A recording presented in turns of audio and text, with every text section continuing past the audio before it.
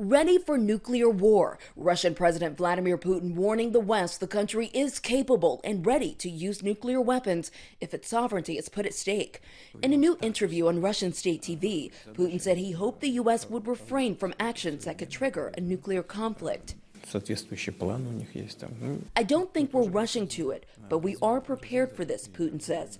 It comes as Ukraine launched a massive drone attack on Russian infrastructure overnight, one of the biggest single attacks of its kind since the war began. With more than 60 drones, the Russian Defense Ministry says 58 drones were shot down. This is the second night in a row oil facilities have been hit, one refinery here seen on fire. Ukraine trying to disrupt Russia's war machine, hitting fuel supplies to the front line and its energy exports.